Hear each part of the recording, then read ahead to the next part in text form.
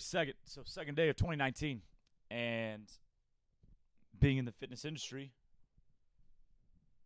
I see this as being a little bit different, but we still are involved in, of course, New Year's resolution, self-improvement, just the general nonsense that tends to accompany the new year every time. And both sides of the coin, right? We're the valiant defender of the regular person who desperately wants to make a change. If you are caught ever even suggesting someone be shamed, you're out. Like, we've always believed that. That's why we have, honestly, the most drama-free gym that I've ever been a part of, as an owner, as an athlete, as a manager. And so from that side, defender of the regular person, it doesn't matter what you look like, what you feel like, how you move, how unfit you've let yourself become, how sedentary your life has been. You never need to feel ashamed of that. Your past is the past. And the fact that you want to take a step today is enough. And so, boom, there you go. On the other side, we also are the least trendy, to a fault. It's not bragging. I think I hurt our business by being so inept at trendiness. I'm not picture of trend, and to a fault. Again, not a good thing.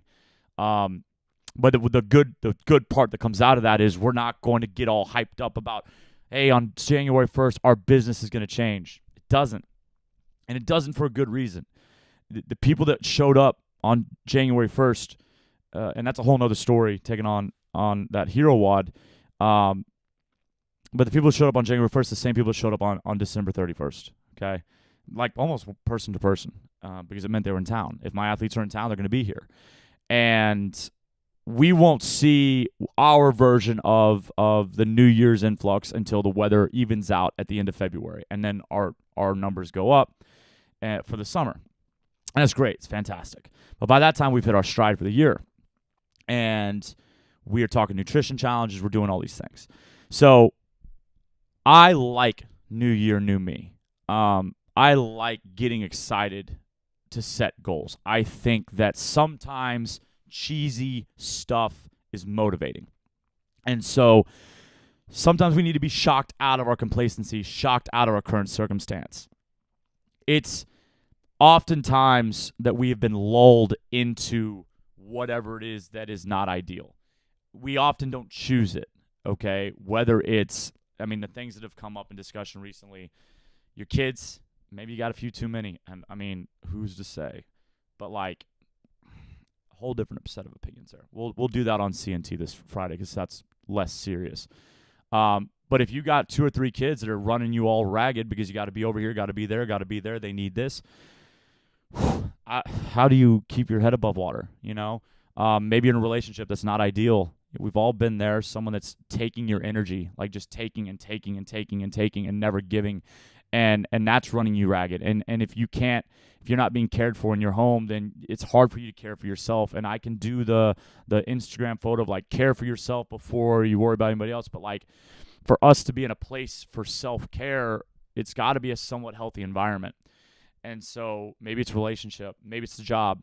You didn't take that job because you knew it was going to be stressful. You took that job because there's good opportunity. Or maybe you took that job because you needed to. Maybe in the moment you had to take it, and you knew that the time was not going to be great. You knew it was going to be 12-hour shifts, or it was going to be this, or going to be that. And you had this plan to change because you know you can't sustain that. But then because it's taking 12 hours of your day, when are you supposed to put that time in? Where's that energy supposed to come from to develop the groundwork for the change? So all these examples and many, many more, you all have your own unique examples for why you, in whatever area of life, have ended up where you have. And that's not to say everything's bad. It just means that, hey, if there's one area you want to focus on, oftentimes the reason it needs to improve is not because you chose for it to lack. It's because it slipped. It's because you needed your focus elsewhere. I just had a discussion with an amazing woman who works out here. And the discussion was based on gaining weight. And this athlete's had an incredibly stressful year. Like a year of stress. The culmination of it was just, I think, a month ago, recently. So during that time, as she's keeping her head above water, working, being a mom, maybe she gained a few pounds. And I was actually surprised when she said she had gained weight because it's not something that I've noticed. I can often tell when my athletes have put on weight because the way they carry themselves, it changes. The way they move, it changes. And so I can, and also it's, if someone's been away for a while, there's nothing that shows a difference in body composition if you're paying attention than like disappearing and coming back. And I can pretty much tell you if you went up or down.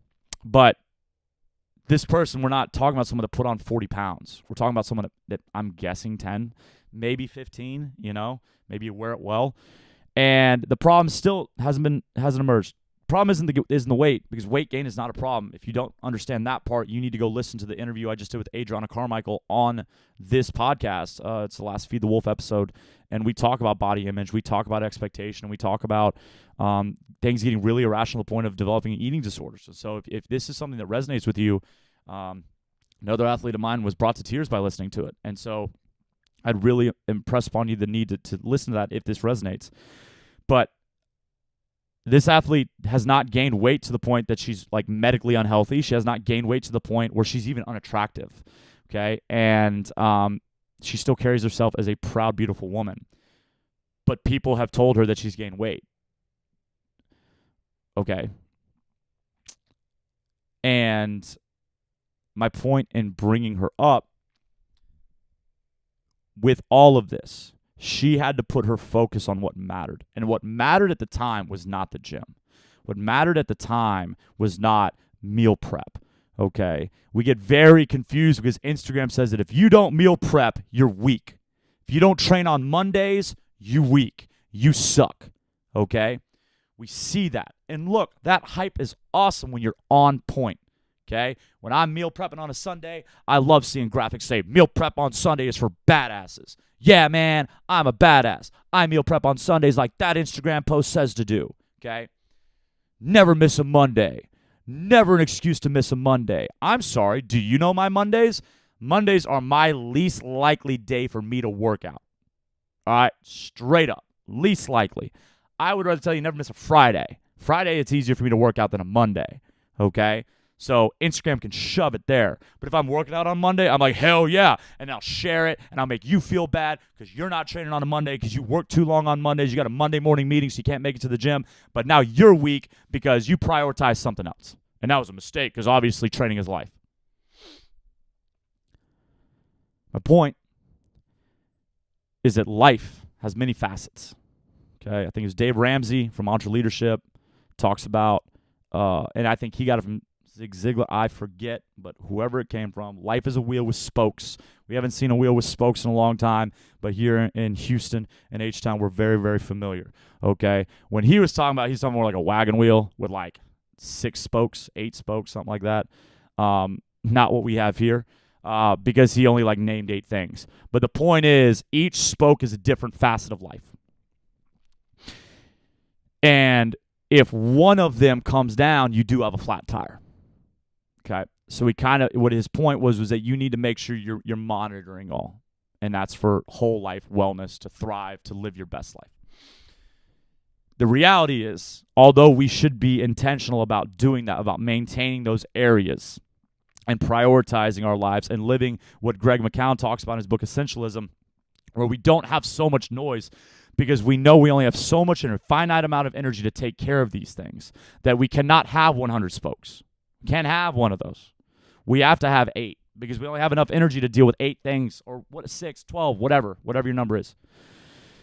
The reality is, though, guys, we're not perfect. We're not perfect. Something might slip, and that can be okay.